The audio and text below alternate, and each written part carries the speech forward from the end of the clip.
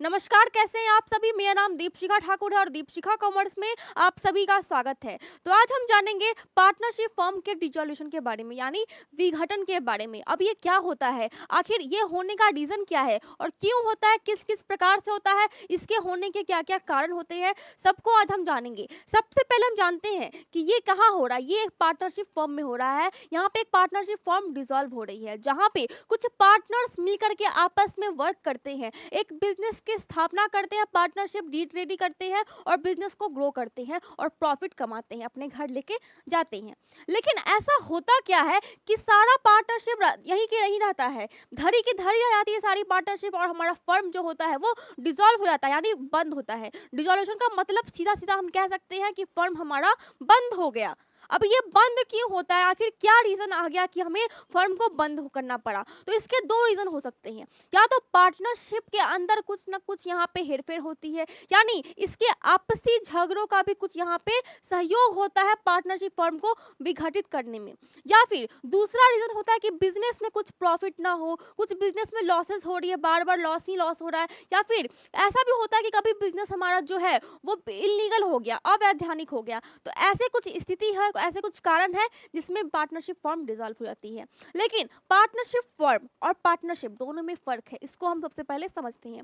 तो partnership firm में क्या है, पार्टनरशिप क्या है, उसको समझते हैं। तो पार्टनरशिप क्या होती है? जहां पे हम कुछ पार्टनर्स आपस में मिले, हमने डिसाइड किया कि हमें एक बिजनेस की स्थापना करनी है, ठीक है, ये हो गया हमारा। दूसरा होता है कि हम यहाँ पे स्थापना करते हैं एक पार्टनरशिप फर्म का, यानी ये याद रखना कि अगर हमारा जो पार्टनरशिप फर्म होता है उस पे हमारा जो विघटन हो रहा है, जो हमारी पार्टनरशिप फर्म का डिसॉल्यूशन हो रहा है, उससे हमारे पार्टनर्स को कोई इफेक्ट नहीं पड़ता है। क्या इफेक्ट पड़ेगा? वो चाहेंगे तो कल को नया बिजनेस आपस में मिलकर शुरुआत कर लेंगे, एक बिजनेस को बंद करेंगे, नई टाइप की दूसरी बिजनेस स्टार्ट कर लेंगे। लेकिन बाय चांस अगर पार्टनरशिप में ही कुछ झगड़े हो गए, पार्टनर्स के आपसी में ही कुछ यहाँ पे मनमुटाव हो गए, तो क्या होगा? तो क्या बिजनेस चलेगी? बिल्कुल नहीं चलेगी, बिजनेस तुरंत बंद होगी। यानी अगर एक पार्टनरशिप फर्म यहाँ पे डिसॉल्व हो रही है तो उससे पार्टनर्स को कोई फर्क नहीं पड़ रहा। लेकिन अगर पार्टनर्स यहाँ पे आपसी मतभेद के कारण अलग हो रहे हैं तो पार्टनरशिप फर्म ऑटोमेटिक डिसॉल्व होती है। इस दो अंतर को, इस दो कारण को हमें हमेशा दिमाग में रखना है,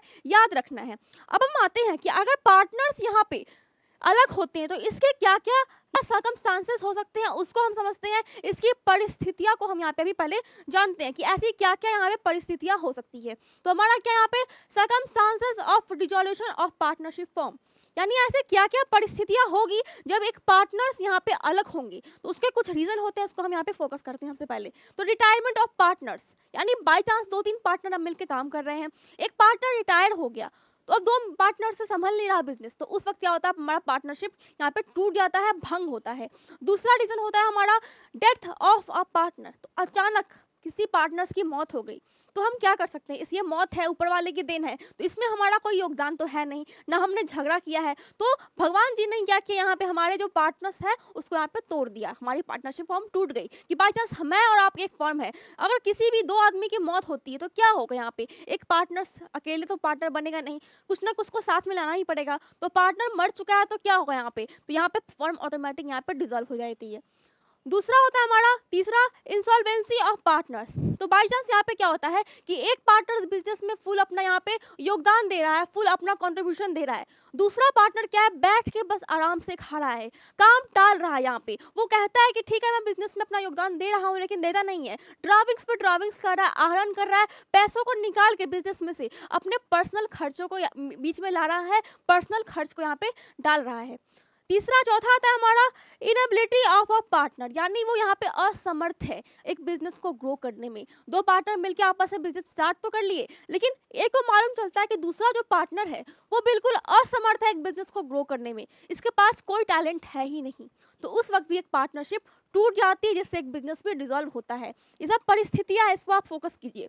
पांचवा क्या है, in case the objective is met, यानी यहाँ पे क्या होता है कि जब कोई पार्टनर्स आपस में मिल करके 2, 4, 10, 5 कितने भी हो सकते हैं, ये मैंने पढ़ा चुका है इससे पहले वाले वीडियो में कि क्या क्या क्राइटेरिया होती है, पार्टनरशिप डीड कैसे बनता है, कैसे इसके रूल्स होते हैं, तो वो सब आप पहले पढ़ चुके हैं, तो उसको आप यहाँ पे कम फोकस करेंगे। अभी यहाँ पे क्या है कि जो ऑब्जेक्टिव होता है हमारा, जो पार्टनरशिप डीड में हमने लिखा होता है, तो वो ऑब्जेक्टिव हमारा यहाँ पे पूरा होता है, जिस वजह से हमारा पार्टनरशिप फॉर्म यहाँ पे टूट जाता है, पार्टनरशिप खत्म हो जाती है। तो ये सारी परिस्थितियां थी जिस पे हमने अभी फोकस किया।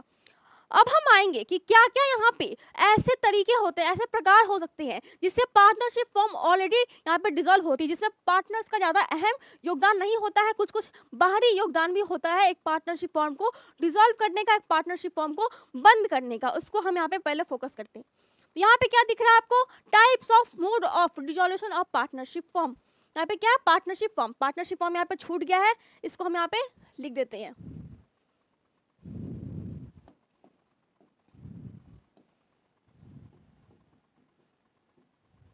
तो क्या यहाँ पे पार्टनरशिप फॉर्म। अब हम देखेंगे यहाँ पे कि पहला इसका कारण क्या है, तो डिसॉल्यूशन बाय एग्रीमेंट। तो कभी कभी ऐसा भी होता है कि 5-10 पार्टनर्स आपस में मिलकर काम कर रहे हैं, लेकिन उनके पास ऐसा टाइम नहीं है इस बिजनेस में अपना समय इन्वेस्ट करने के लिए, उनके पास ऐसा टैलेंट नहीं हो पा रहा है कि वो बिजनेस को ग्रो कर सके, या फिर उनकी आपसी सहमति हो रही है कि क्यों ना इस बिजनेस को बंद कर दे, ज़्यादा प्रॉफिटेबल बिजनेस तो है नहीं, चलो बंद ही करते हैं, कुछ अलग काम शुरुआत करते हैं। तो ऐसा सोचते हैं सब आपस में और एक बिजनेस को एग्रीमेंट के तहत, आपसी सहमति के तहत उसको खत्म करते हैं और पार्टनरशिप फॉर्म को यहाँ पे बंद करते हैं, पार्टनरशिप फॉर्म डिसॉल्व हो जाती है। दूसरा रीजन क्या होता है उस पर हम पहले फोकस करते हैं।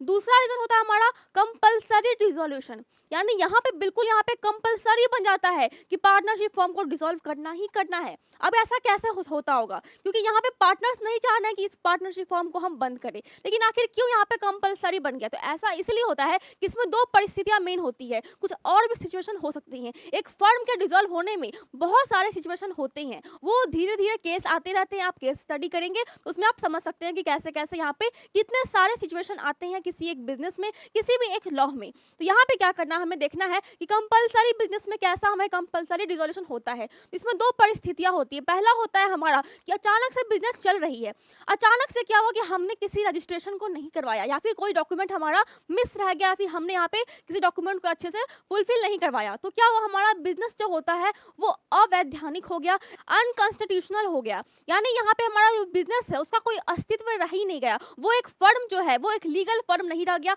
अवैधानिक फर्म बन गया, जिसमें हमारी गलती नहीं थी, बस बाय मिस्टेक ऐसा हो गया, या फिर किसी रीजन से हो गया, किसी ने केस कर दिया, कुछ भी ऐसा होता है, सिचुएशन पर डिपेंड करता है। तो इस स्थिति में कंपलसरी बन जाता है कि इस फर्म को अब बंद करना ही करना है, चाहे पार्टनर्स की सहमति हो नहीं हो, ये यहाँ पे बंद होके रहेगा। दूसरी स्थिति क्या होती है कि बाय चांस एक फर्म चल रही है, एक बिजनेस चल रहा है, सभी पार्टनर्स मिलकर काम कर रहे हैं, लेकिन चलते चलते अचानक क्या हो गया, सारे जो हमारे पार्टनर्स है, जो भी फर्म में पार्टनर्स काम कर रहे हैं, वो सारे क्या हो गए, दिवालिया हो गए, यानी इंसॉल्वेंसी हो गए, यानी उनके पास पैसे बचे ही नहीं है, तो वो बिजनेस करेंगे कैसे, उनके पास उनका दिवाला निकल चुका है, उनके पास एक फुटी कौड़ी नहीं है। तो उस वक्त भी हम क्या करते हैं, बिजनेस को बंद करते हैं, क्योंकि उनके पास पैसे नहीं है, तो वो क्या करेंगे, किसी से मांग के लेंगे, लेकिन पैसे उनके पास चुकाएंगे कैसे, क्योंकि प्रॉफिट तो उनको हो नहीं रहा है, वो पूरी तरह से कंगाल हो चुके हैं, 1 रुपया है नहीं देने को। तो उस वक्त भी क्या करती है, यहाँ पे जो हमारा पार्टनरशिप फॉर्म है उसका भी कंपलसरी बनता है, कुछ एक्ट होते हैं जिसके तहत उस पार्टनरशिप फॉर्म को यहाँ पे बंद करना बिल्कुल कंपलसरी होता है। ये एक्ट होता है हमारा सेक्शन 1932 का यहाँ पे काम करता है, जिसमें हमारा सेक्शन क्या हो गया यहाँ पे 41, और इससे पहले हम क्या पढ़े थे अभी, उसमें हमारा सेक्शन होता है 40। ये होता है सेक्शन 40, इसमें हमारा सेक्शन 40 काम कर रहा होता है, और उसमें सेक्शन 41। ठीक है, तो ये हो गया कंपलसरी पार्टनर। दो सिचुएशन मैंने बताया आपको कैसे कैसे यहाँ पे दो सिचुएशन होते हैं। पहला दिवाला निकलता है पार्टनर्स का, दूसरा होता है यहाँ पे अवैधानिक, यहाँ पे पार्टनरशिप फॉर्म बन जाती है बाय मिस्टेक। तीसरा आता है हमारा डिसॉल्यूशन बाय नोटिस, यानी एक पार्टनरशिप फॉर्म क्या होता है, ऐच्छिक पार्टनरशिप होता है, ऐच्छिक साझेदारी होता है। तो यहाँ पे कोई एक पार्टनर भी चाहेगा तो वो यहाँ पे लीगल नोटिस के तहत अपनी इच्छा को व्यक्त करेगा और सभी पार्टनर्स को नोटिस भेजेगा कि क्यों ना इस पार्टनरशिप फॉर्म को बंद कर दे। तो वहाँ पे भी क्या करता है कि वो एक नोटिस के जरिए पार्टनरशिप फॉर्म को डिसॉल्व करवा सकता है, बंद करवा सकता है। ये सेक्शन आता है हमारा सेक्शन 43। ये सेक्शन आप नोट कर लीजिएगा, बहुत इंपॉर्टेंट है यहाँ पे। फिर हमारा आता है next on happening of contingencies, यानी किसी आकस्मिक घटना के तहत यहाँ पे पार्टनरशिप फॉर्म को बंद करते हैं हम। अब ये आकस्मिक घटना क्या हो सकती है? ऐसा कोई भूकंप तो यहाँ आएगा नहीं। तो यहाँ आता क्या है? यहाँ पे आता कि अचानक फर्म का दिवाला निकल गया, पार्टनरशिप फॉर्म में पैसे ही नहीं है, तो पार्टनरशिप फॉर्म चलेगी कैसे? दूसरा होता है कि यहाँ पे जिसका मोटिव होता है, जिसका टाइम होता है, वो टाइम यहाँ पे इसका कंप्लीट होता है एक फर्म का, तो उस वक्त भी हम यहाँ पे करते हैं। टाइम कंप्लीट कैसे होता है मैंने बताया हुआ पहले भी, कि कैसे हम एक एग्रीमेंट बनाते हैं, उसमें हम लिखते हैं कि पार्टनरशिप डीड में कि आखिर हमारा जो फर्म चलेगा उसका यहाँ पे मृत्यु का डेट, यानी डेड टाइम क्या होगा, वो भी हम यहाँ पे लिखते हैं। तो उस समय के पूरा होने पे भी हमें फर्म को बंद करना पड़ता है, चाहे हमारा इच्छा हो या फिर नहीं हो उसको बंद करने का। दूसरा होता है हमारे यहाँ पे कि कैसे दिवाला निकलता है किसी पार्टनर्स का, वो भी हमें देख चुका है। तीसरा आता है हमारा कि कैसे एक फर्म का, जो हमारा यहाँ पे फर्म है, उसका जो मोटिव है वो पूरा हो चुका है, जो भी उद्देश्य था वो भी कंप्लीट हो चुका है, तो उस वजह से भी फर्म को यहाँ पे हम डिसॉल्व कर देते हैं, बंद करते हैं और पार्टनर्स में उसका हिसाब किताब कर देते हैं। अगर प्रॉफिट हुआ तो वो घर लेके जाएंगे, लॉस हुआ तो वो कहीं से लाके दे, ये ऐसा होता है। नेक्स्ट आता है हमारा पांचवा point, dissolution by the court, यानी यहाँ पे फर्म को डिसॉल्व करने का पूरा योगदान होता है एक कोर्ट का। यहाँ पे कोर्ट ज्यादा झंझट नहीं लेती है, क्योंकि वो जानती है कि ये सब चलते रहेगा, बहुत सारे केसेस है उसके पास। तो अगर कोई पार्टनर्स बाय चांस किसी पे भी यहाँ पे केस करता, किसी अन्य पार्टनर्स पे केस करता, मुकदमा करता है, तो उस वक्त यहाँ पे कोर्ट सुनवाई करती है कि क्यों ना इस पार्टनरशिप फर्म को बंद कर दे, क्योंकि मेरे पास बहुत सारा काम है। कोर्ट ऐसा सोचती है, मन ही मन में सोचती होगी। तो इस वक्त भी क्या करती है कोर्ट, यहाँ पे बंद कर देती है एक फर्म को। अब वो क्या क्या परिस्थितियां हो सकती है? पहला होता है कि अगर कोई यहाँ पे कोई पार्टनर केस कर रहा है कि क्यों ना मेरा पार्टनर है सामने वाला, वो क्या है, वो पागल हो चुका है, उसके पास पागलपन का उसका हद पार है, वो पागल हो चुका है पूरी तरह से, तो उस वक्त भी कोर्ट यहाँ पे सुनवाई करती है कि पार्टनरशिप फॉर्म को बंद करो और जितना पैसा है तुम अपना अपना रखो और उसको उसका दो। दूसरा होता है कि अगर पार्टनरशिप फर्म में खाली लॉस ही हो रहा है, बस लॉस हो रहा है, नॉन स्टॉप लॉस हो रहा है, और एक पार्टनर यहाँ पे और पैसे लगाया जा रहा है, दूसरे को मन नहीं है लगाने का, और वो केस करता है उसके ऊपर कि क्यों ना इस फर्म को बंद कर दे, तो उस वक्त भी देखती है कोर्ट की हाँ ये सच बोल रहा है, पार्टनरशिप फर्म यहाँ पे लॉस में जा रही है, तो उस वक्त भी कोर्ट यहाँ पे सुनवाई करती है कि क्यों ना इस फर्म को बंद कर दे। तीसरी स्थिति आती है कि सामने वाला यहाँ पे केस कर रहा है पार्टनर कि जो मेरा पार्टनर है दूसरा, वो यहाँ पे बिल्कुल स्थायी तौर पे अयोग्य है, उसके पास कोई भी यहाँ पे टैलेंट नहीं है इस बिजनेस को ग्रो करने का, उसके पास कोई टाइम भी नहीं है इस बिजनेस में अपना समय देने का, इस वजह से भी इस कोर्ट को यहाँ पे कोर्ट क्या करती है, बंद कर देती है। तीसरा चौथा स्थिति आता है यहाँ पे कि जो यहाँ पे फर्म चल रही है, निरंतर चल रही है, उसमें जो दूसरा पार्टनर है वो क्या कर रहा है, यहाँ पे दुर्व्यवहार कर रहा है, यहाँ पे वो फ्रॉड कर रहा है, कुछ अवैध काम कर रहा है, इलीगल काम कर रहा है, या फिर वो यहाँ पे जो बिजनेस है उसी में से बहुत सारे ड्राइविंग्स कर रहा है और पैसों को हड़प रहा है, पैसों में यहाँ पे घोटाला कर रहा है बहुत ज्यादा, तो उस वक्त भी जो कोर्ट होती है वो यहाँ पे फर्म को डिसॉल्व करती है, बंद करती है, और सारे जो भी संपत्तियां होती है उसको बेच करके आपस में सबको बांट देती है, तो ये सब फर्म करती है। अब हम आते हैं कि ये सब तो हो गया केसेस, इसका जो यहाँ पे केस है इसका क्या है, यहाँ पे सेक्शन 44, सेक्शन 44 में ये आता है, तो इसको आप सेक्शन को याद रखिएगा क्योंकि सेक्शन बहुत इंपॉर्टेंट होता है हमारे लिए। ये होता है हमारा सेक्शन 42, तो ये याद रखना है आपको कि सेक्शन क्या है, कैसे है, यहाँ पे सेक्शन ही मैंने लिख दिया है, तो आपको ये याद रखना है कि क्या क्या यहाँ पे स्थितियां हो सकती है। अब हम आते हैं कॉमर्स में कि हम क्या करेंगे, अब हमारा यहाँ पे ड्यूटी क्या है, तो हम पढ़ रहे हैं अकाउंट्स, तो हमें क्या करना है, इन लोगों की अकाउंटेंसी संभालनी, यानी जो यहाँ पे केसेस हो गए हैं, अब फर्म डिसॉल्व हो चुका है, फर्म को बंद कर चुके हैं हम लोग, तो बंद करने के बाद भी तो कुछ हिसाब किताब है, तो वो कौन करेगा, वो करेंगे हम और आप, तो उसको हम देखते हैं कि वो कैसे करें, हम उसको हम पहले इस पर फोकस करते हैं। तो जो हम यहाँ पे काम करने वाले हैं, जो हम यहाँ पे अकाउंटेंसी करने वाले हैं, उसके दो नियम होते हैं, दो प्रकार हो सकते हैं। पहला होता है हमारा गार्डनर वर्सेस मर्रेज लॉ 1903, दूसरा आता है हमारा यहाँ पे इंडियन पार्टनरशिप एक्ट 1932। तो ये दो एक्ट हैं, पहला वाला एक्ट आपको इस वक्त नहीं पढ़ना है, दूसरा एक्ट पे हमें फोकस करना है, इसका सेक्शन होता है 39। ये सेक्शन में मैंने पहले पढ़ाया था पार्टनरशिप के बारे में, कॉन्ट्रैक्ट एक्ट के बारे में कि कैसे पार्टनरशिप और कॉन्ट्रैक्ट एक्ट अलग हुआ, कैसे कैसे सेक्शन बटे हुए हैं, तो वो सब आप देख सकते हैं पहले वाले वीडियो में। अब ये जो पार्टनरशिप लॉ है, गार्डनर वर्सेस मर्रेज लॉ, वो हमें अभी नहीं पढ़ना, वो हमें पढ़ना है अगले साल, यानी बिकम पार्ट 1 में। तो हमें बस इसको जानकारी लेनी है कि ये भी एक तरह का एक्ट है, इस पर भी हमें याद रखना है। दूसरा था हमारा इंडियन पार्टनरशिप एक्ट 1932, यानी हमें इसी पे वर्क करना है। अब ये एक्ट कैसे काम करता है, तो इसमें हमें 3 चीजें करनी है, यानी इस चैप्टर में हमें, इस रिजोल्यूशन में हमें 3 काम करने हैं जो कि बेसिक काम होते हैं। पहला हो गया हमारा रियलाइजेशन अकाउंट, दूसरा हो गया हमारा पार्टनर्स कैपिटल अकाउंट, तीसरा हो गया हमारा बैंक अकाउंट। यानी ये तीनों बेसिक अकाउंट हमें बनाने ही हैं। कुछ और अकाउंट्स होते हैं जो कि मैं आपको आगे बताऊंगी, लेकिन ये बेसिक अकाउंट है, इसी पे पूरी हमारा डिसोल्यूशन बेस्ड है क्लास 12th का। अब हम देखेंगे कि ये रियलाइजेशन अकाउंट बनता कैसे है, आखिर इसमें हम करते क्या है।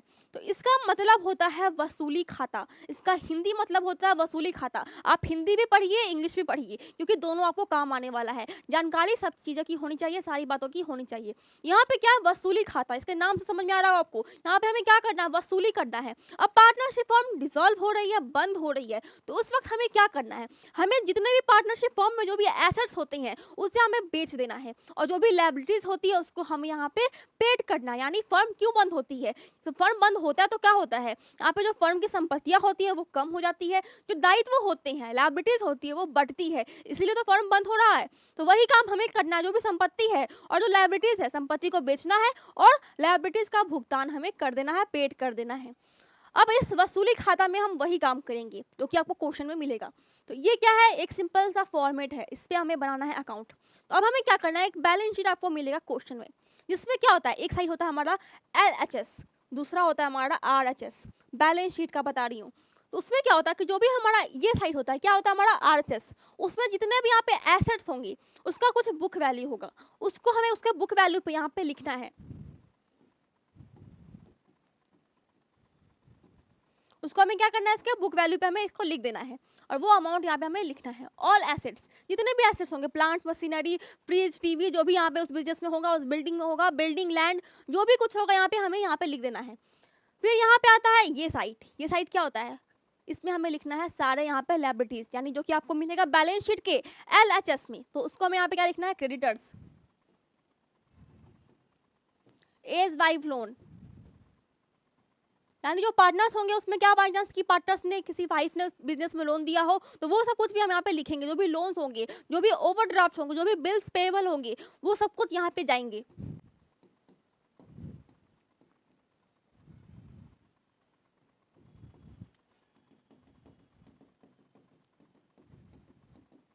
हमने यहाँ पे लिख दिया।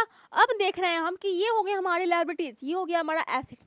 अब आपको यहाँ पे क्वेश्चन में कुछ मिलेगा कि कैसे रियलाइजेशन एक्सपेंसेस है, यानी अगर ये वसूली हो रही है, ये फर्म बंद हो रही है, इसका यहाँ पे हम वसूली कर रहे हैं, सब कुछ बेच रहे हैं, तो बेचने वाला भी तो कोई होगा, इसको सॉल्व करने वाला तो कोई होगा, तो इस पे भी कुछ खर्चे आते हैं जिसको हमें पेड करना होता है, वो हम यहाँ पे लिखेंगे इस साइड। यहाँ पे क्या लिखेंगे हम, रियलाइजेशन एक्सपेंसेस।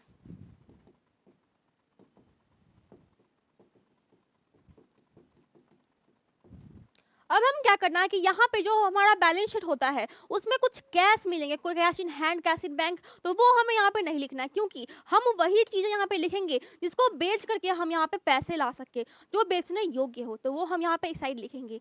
फिर यहाँ पे आता है कि जो भी लेनदार होंगे वो हम यहाँ पे लिखना है। उसके बाद क्वेश्चन में आपको कुछ यहाँ पे बैलेंस शीट में कुछ रिजर्व भी मिलेगी, जो कि रिजर्व क्या होती है, वो एक तरह का पार्टनर्स कैपिटल में सारे रिजर्व जाते हैं, क्योंकि पार्टनर्स ने कुछ पैसे रिजर्व करके रखे होते हैं और ना उसको हम बेच सकते हैं, तो वो भी हम यहाँ पे नहीं लिखने वाले हैं। अब हम देखेंगे कि इसके बाद हमें करना क्या है। इसके बाद जो यहाँ पे बैलेंस शीट होगी उसके नीचे कुछ एडजस्टमेंट दी गई होगी, जिसको हमें यहाँ पे लिखा होगा कि जो प्लांट है, फर्नीचर है, टीवी है, फ्रिज है, यहाँ पे जितने भी यहाँ पे मशीनरी है उसको बेच कर कितने पैसे आए हैं, तो उसको हमें यहाँ पे साइड में जोड़ना है, वर्किंग नोट करना है उसका, और उसको जोड़ करके जो पैसे आएंगे उसको बाई बैंक करना है। यहाँ बाई बैंक की एंट्री करके उस पैसों को हम यहाँ पे लिख देंगे। उसके बाद जो भी यहाँ पे लेनदार होंगे उसको हमें यहाँ पे बाई टू बैंक कर देना है, यानी यहाँ पे ध्यान रखना है कि जो भी यहाँ पे लेनदार होते हैं उसको हमें मिस नहीं करना, सारे के सारे यहाँ पे हमें बाई बैंक टू बैंक करने ही है। लेकिन अगर बाई चांस किसी फर्नीचर को बैलेंस शीट में दिया गया है लेकिन एडजस्टमेंट उसका कोई यहाँ पे वसूली प्राइस नहीं दिया गया, रियलाइज प्राइस नहीं दिया गया है, तो उसको हम छोड़ सकते हैं। लेकिन जो हमारे लेनदार होते हैं उसको हम नहीं छोड़ सकते, क्योंकि क्या कोई पैसा लेकर के मान जाएगा कि हाँ आप मुझे पैसा मत दीजिए, नहीं, जिसका पैसा वो आपको चढ़ के बोलेगा कि मुझे पैसा चाहिए, इसलिए यहाँ पे हम इसको लिख देते हैं।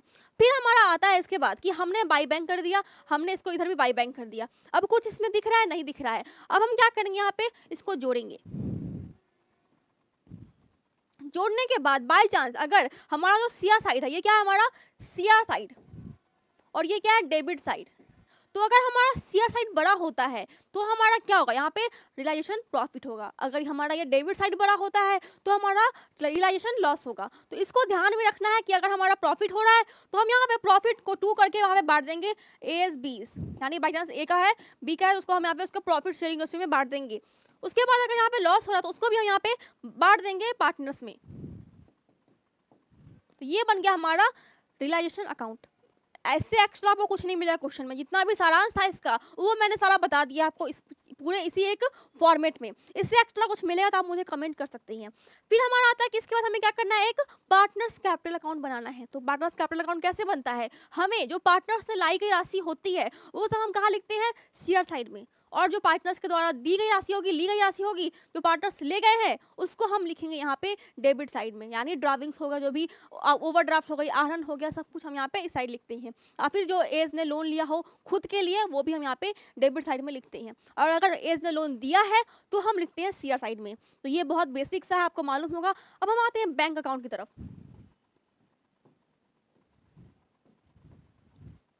तो बैंक अकाउंट कैसे बनता है इसको हम यहाँ पे देख लेते हैं। तो इसका भी बहुत सा बेसिक सा हमारा एक फॉर्मेट होता है हमेशा की तरह, जहाँ पे ये पार्टिकुलर्स होता है, फिर इधर हमारा होगा अमाउंट,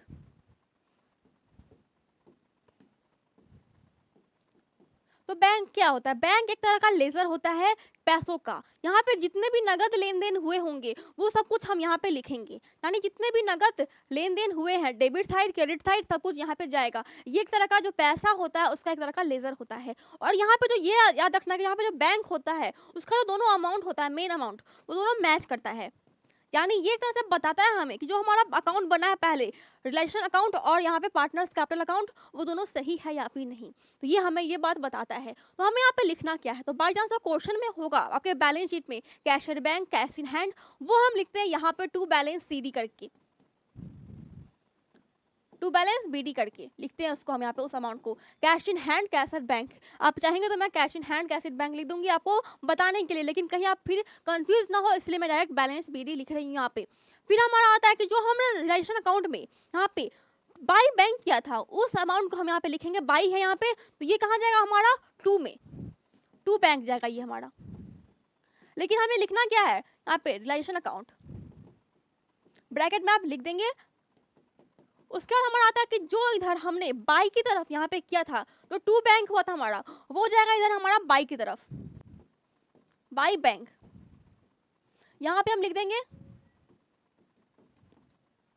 और वैसे ही करके जितने भी बैंक की एंट्री होगी, जो पार्टनर्स होंगे उनके भी जो एंट्री होगी बैंक की, वो सब कुछ हम यहाँ पे बैंक में लिखेंगे। उसके बाद हम यहाँ पे चेक करेंगे कि जो हमारा जो अकाउंट है दोनों मैच किया या फिर नहीं। हमारा जो सीआर साइड होता है और डेबिट साइड और क्रेडिट साइड है, यानी CR equal to debit, debit equal to credit, दोनों क्या होगा यहाँ पे इक्वल होगा।